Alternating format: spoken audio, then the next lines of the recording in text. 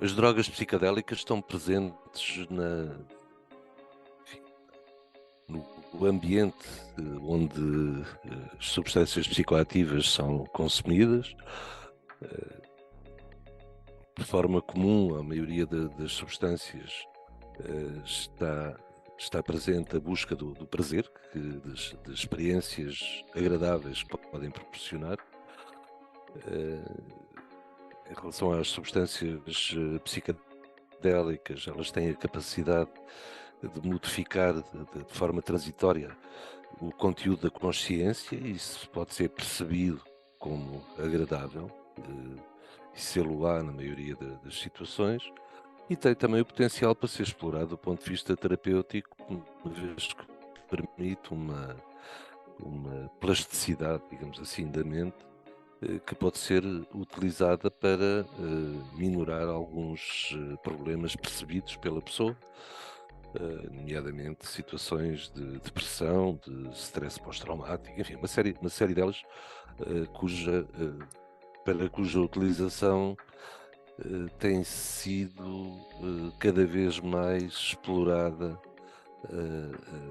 este potencial, que nos parece um facto muito positivo. Portanto, o que subjaz a isto é, de facto, a psicoatividade destas substâncias, e que pode ser utilizada em vários contextos. Aquilo que é desejável é que em qualquer dessas utilizações seja minorada a capacidade de criar dependência, de se tornar o centro da vida das pessoas. Nesse sentido, vemos com muita satisfação o desenvolvimento de estudos sérios, consequentes, bem controlados. Será desejável que, seguindo protocolos que permitam, de facto, produzir conhecimento científico e maior rigor, mas interessa-nos particularmente esta área, até porque as fronteiras de utilização terapêutica e o potencial de abuso é importante que sejam claramente fixadas e estudadas e avaliadas também elas.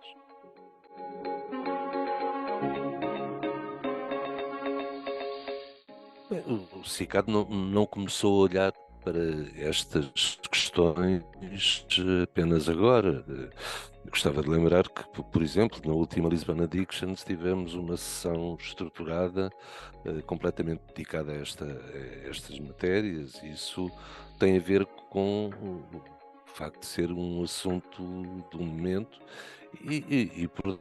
de uma forma que cada vez mais presente também na nossa realidade nacional, irem surgindo experiências de utilização terapêutica. Portanto, é importante que nós, embora este não seja, e deixa-me dizer assim, não seja diretamente o negócio do CICAD ou do futuro ICAD, é importante até pelas tais fronteiras que referi há pouco, pelo tal potencial de abuso que pode existir, e é importante que, de facto, todas as experiências, todas as utilizações em contexto terapêutico sejam desenvolvidas de uma forma séria, bem estruturada, seguindo protocolos, enfim, rigorosos, que nos permitam também ter uma efetiva produção de conhecimento científico sobre esta utilização.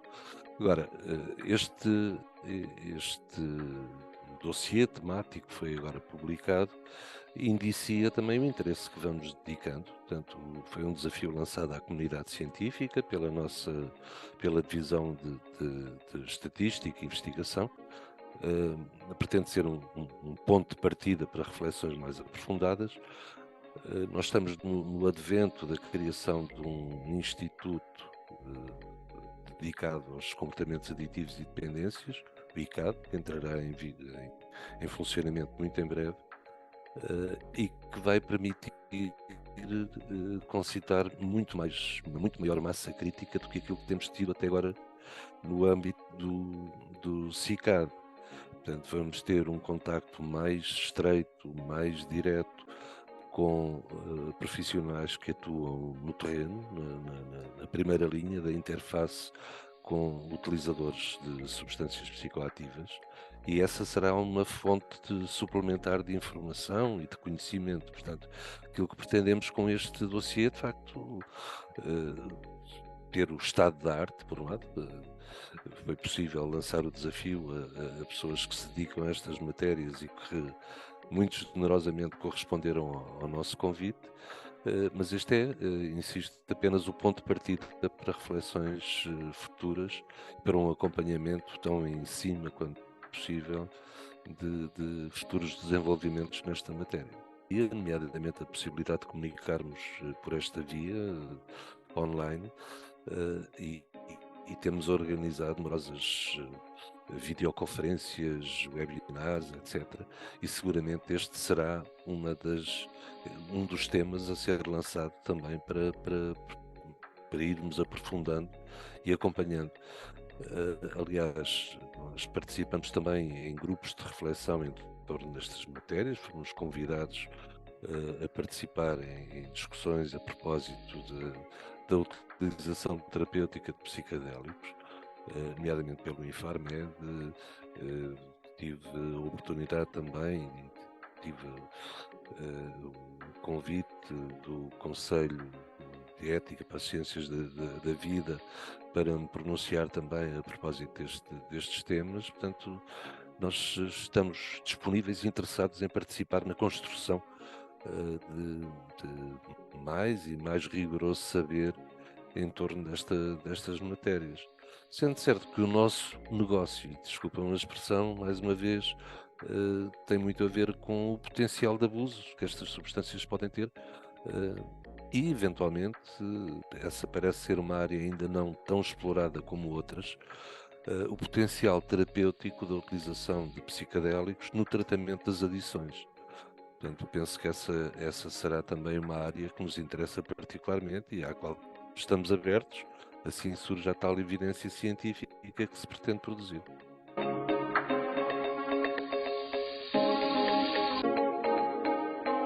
A adição é, diria, um estado crónico, digamos assim. Um estado que se instala e que é uma pendência sempre presente na vida das pessoas. Portanto, alguém que tem em determinado momento uma dependência, um uso compulsivo de uma determinada substância ou da prática de um determinado comportamento, pode tê-lo controlado, parado, em suspenso, digamos assim, mas aquilo que subjaz é uma situação de adição que está presente e que algum trigger que eventualmente surja pode desencadear. Portanto, vamos imaginar alguém que, dou um exemplo, nós tivemos, por exemplo, a quando da crise da dívida soberana, da intervenção da Troika, etc., nós tivemos um aumento súbito de dificuldades acrescidas na vida de pessoas que até estavam paradas relativamente ao uso de heroína, por exemplo, que era a grande questão da altura. Mas mercê da alteração das suas condições de vida, dificuldades acrescidas na sua vida, pessoas que até tinham organizado as suas vidas em modos novos, constituído família, comprado casa, subitamente viram-se confrontadas com dificuldades acrescidas e recaíram em grande. Portanto, a adição estava presente e voltaram a desenvolver uma dependência. E por essa via tivemos um número muito significativo de pedidos de ajuda nessa altura. Pessoas que pareciam ter resolvido de alguma forma alguma coisa que tinha ficado lá atrás, mas não, estava presente e voltou a ser despoltada.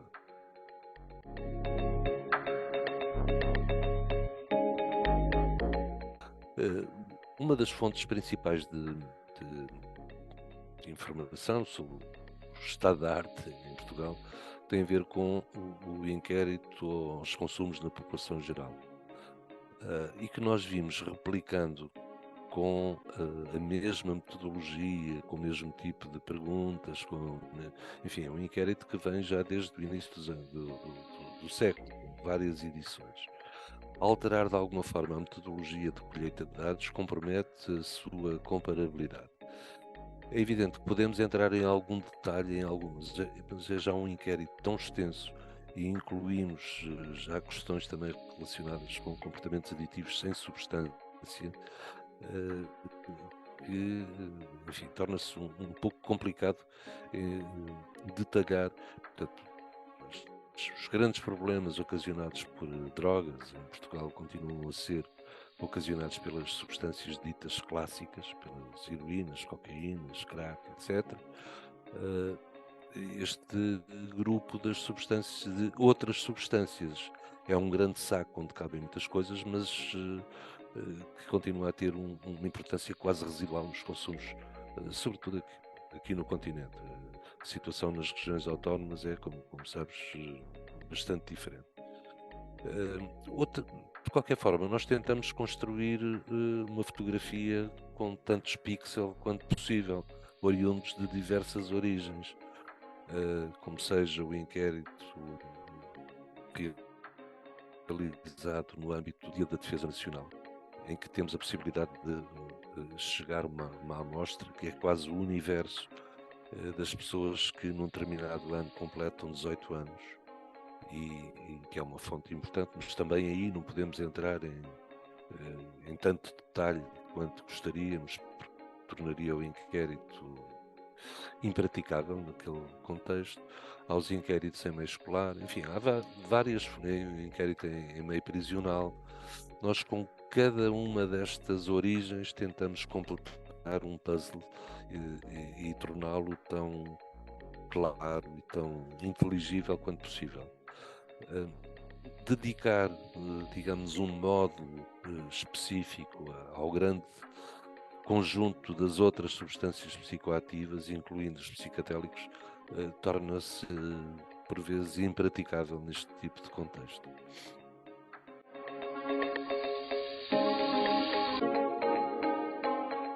Não, o consumo de cannabis, os produtos de cannabis continuam a ser, de longe, as substâncias, os produtos psicoativos mais consumidos em Portugal. Relativamente ao uso terapêutico, nós batemos e conseguimos que a discussão até nas instâncias políticas fosse separada, fosse tida em separado, relativamente ao uso terapêutico e ao uso recreativo.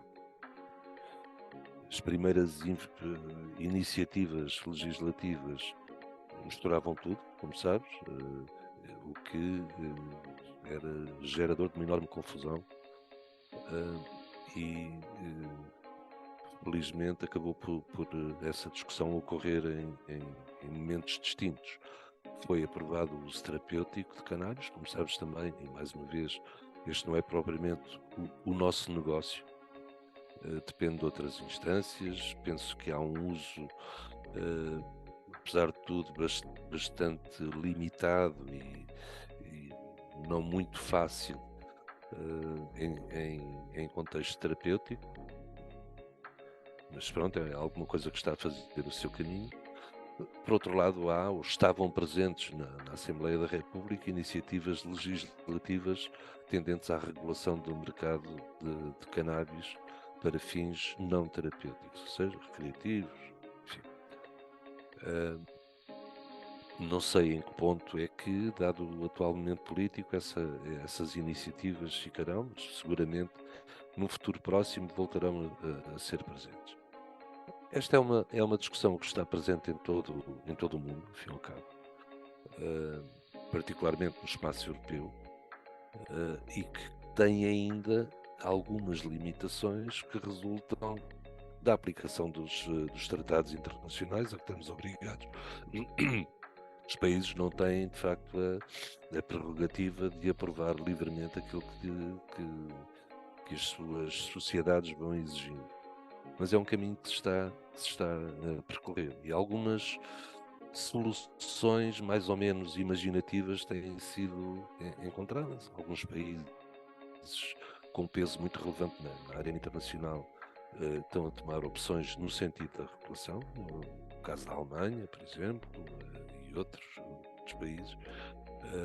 Isto causa algumas dificuldades nos tais fora internacionais, mas é um caminho que se está a fazer e que Portugal acompanha naturalmente. Portanto, de qualquer forma, a nós, enquanto entidade do Estado com responsabilidade no acompanhamento destas matérias, é-nos muito difícil fazer propostas ou omitir nos pareceres que nos são pedidos a relevância das obrigações internacionais a que estamos sujeitos.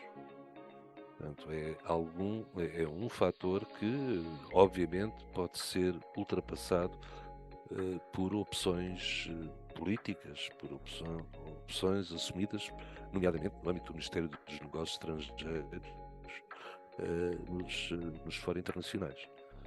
Mas, do ponto de vista técnico, tudo aponta para que haverá vantagens na regulação dos mercados e na capacidade de comercializar produtos de cannabis de uma forma controlada, regulada, fiscalizada, retirando do mercado as organizações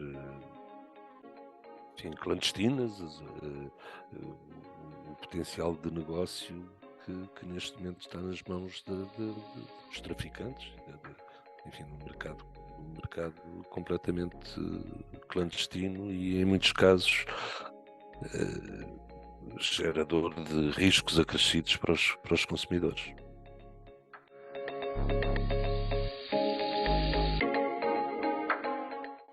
Pois é um outro paradigma e é isso que é importante também termos presente. Eu quando falei há pouco na questão dos tratados internacionais e das convenções da ONU, etc., é evidente que elas não estão escritas na pedra, mas proporcionar, de facto, a passagem a um outro paradigma, não o paradigma em que nos movimentamos, mesmo em Portugal. Apesar da descriminalização, continuamos a movimentar-nos num paradigma proibicionista. Passar desse para um paradigma de legalização/regulação é um salto qualitativo muitíssimo importante. E não nos esqueçamos de que há muitas nações que ficaram completamente para trás. Há, inclusive, nações onde persiste pena de morte para crimes de mero consumo. Portanto, há aqui equilíbrios que no âmbito da ONU são muito difíceis de alterar sem abrir uma caixa de Pandora que, no contexto político internacional atual, pode ser um risco de retrocesso civilizacional. Portanto, eu seria muito cauteloso. Isto não obvia, naturalmente, a que sejam desenvolvidas algumas experiências localizadas, que alguém avance. Nós assistimos, por exemplo, nos Estados Unidos à regulação do mercado de cannabis Estado a Estado. E se calhar é mais fácil que isso aconteça em países com uma organização político-administrativa como a dos Estados Unidos do que propriamente no espaço europeu. O que estava a acontecer era que pessoas interceptadas na posse de pequenas quantidades, em alguns casos ligeiramente superiores às admitidas, eram submetidas a procedimentos criminais e na prática e na sequência de um acórdão do Supremo, vinham a ser mesmo condenadas penas efetivas, ainda que por consumo. Portanto, a partir de agora isso deixará de acontecer, condenação por consumo, okay? terá que ser produzida evidência de que há atividades outras que não o mero consumo pessoal.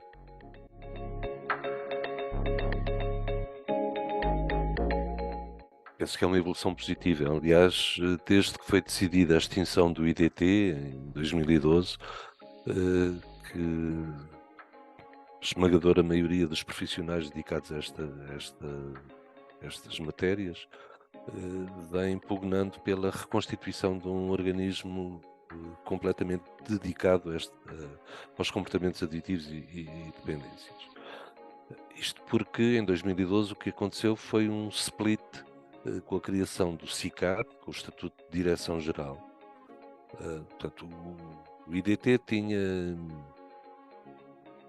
números redondos, 1.300, 1.400 profissionais. O SICAD ficou com 80. Todos os outros transitaram para as ARS. E o trabalho de terreno, nomeadamente ao nível do tratamento e das outras áreas de missão, passou a ser desenvolvido no âmbito das ARS. Ora bem, nós todos temos consciência do universo de preocupações que as ARS têm, quer dizer, todos os dias ouvimos, ainda agora a ouvir um programa na rádio, falar das dificuldades em segurar o médico de família, as questões das urgências, etc. Portanto, este nicho dos comportamentos aditivos e dependências foi de alguma forma mantido como isso mesmo, um nicho. Não foi possível renovar os quadros de profissionais, médicos, psicólogos, enfermeiros e por aí fora. Foram-se, enfim, paulatinamente as equipas foram ficando mais reduzidas, com maiores dificuldades. Nós em dado momento no IDT podíamos garantir que não tínhamos, por exemplo, listas de espera para tratamento e atualmente elas existem, portanto há constrangimentos vários. Aquilo que nós esperamos com a reconstituição do Instituto Vertical, que não é exatamente não mimetiza exatamente o IDT, tem ligeiras nuances, mas uma das quais é o empoderamento das unidades de intervenção local, por contraponto com as estruturas regionais. Portanto, aquilo que pretendemos é que cada centro de respostas integradas tenha uma responsabilidade territorial e que tenha a capacidade de responder a todas as áreas, desde a prevenção, ao tratamento, à redução de danos, à reinserção social das pessoas com comportamentos aditivos no seu território, que o faça com os seus próprios meios, ou quando não tem, enfim, essa capacidade, que proponha ao ICAD central que seja desafiada a sociedade civil através de organizações não governamentais para acorrer a algumas dessas necessidades. Portanto, aquilo que pretendemos e que temos a expectativa de que aconteça é, por um lado, a reconstituição da massa crítica de profissionais para refletir sobre temas como este que temos aqui estado a debater, por exemplo. Por outro lado, uma maior agilidade na resposta às necessidades concretas das populações que pretendemos servir. E estou perfeitamente convencido que vamos conseguir fazê-lo. Quanto ao meu papel, será, enfim, fui nomeado, aliás, eu e o meu colega Manuel Cardoso fomos nomeados em substituição para assumir a direção do ICAD nesta fase inicial, mas entretanto, como sabemos, há aqui algumas pendências políticas a serem resolvidas. Falo-ei com muito gosto.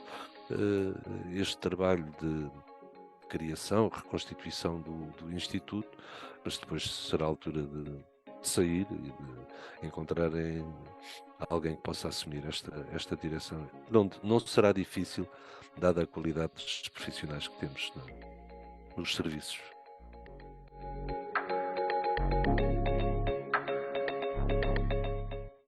Eu penso que é importante e é alguma coisa que está incorporado já até no sentimento coletivo em Portugal, que é um bocadinho o resultado, mas também a motivação para a tal opção da descriminalização, é o assumir que quando falamos de adição, dependências, Estamos a falar de questões de saúde e de questões com um grande peso da componente social.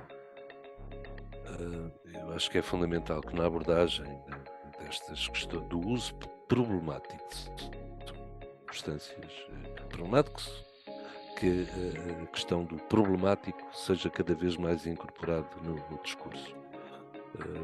Como resultado das políticas atualmente vigentes em Portugal, eu diria que se calhar temos mais pessoas a consumirem substâncias psicoativas, mas temos felizmente muito menos pessoas com consumos problemáticos.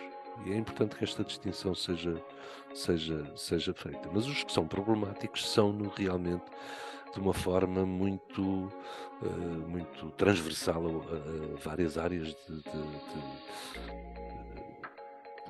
respostas sociais. Atualmente é um sentimento público crescente de que haverá mais gente a consumir, haverá um recrudescimento dos consumos nas nossas cidades e vilas.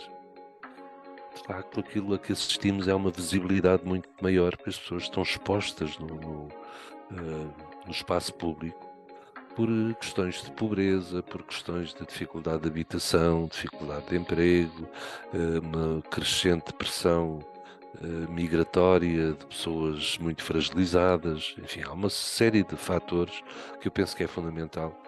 Isto é um desafio para a sociedade toda. Pronto, não pode ser um desafio apenas cometido ao ICAD, mas tem que ser de uma forma muito mais abrangente, abordado por entidades e estruturas com responsabilidade nessa matéria. Do ponto de vista do quadro legal, já falámos um pouco sobre isto. Eu penso que há algumas dificuldades políticas que é necessário termos em linha de conta. Nomeadamente no contexto internacional, ao tomar determinado tipo de medidas. Eu acredito na bondade do quadro. Portanto, penso que foi uma solução imaginativa tomada na altura da estratégia de 99 e depois decidida em 2000, a Lei 30 de 2000, esta questão da descriminalização mantendo um sinal claro de desaprovação social que se consubstancia na existência de contraordenações e que nos permitiu de alguma forma ter o melhor de dois mundos. Por um lado, descriminalizar, sim, evitar que as pessoas tenham um registro criminal, que vão parar à prisão, etc. E por outro lado, manter-nos em linha com os tais compromissos internacionais assumidos. Eu diria que não vaticino grandes alterações a este nível num futuro imediato. Naturalmente que acompanhamos e participamos nas discussões tidas de uma forma mais abrangente, seja ao nível da União Europeia, seja ao nível da ONU, mas penso que continuamos a poder nos orgulhar desta solução de compromisso que encontramos em Portugal.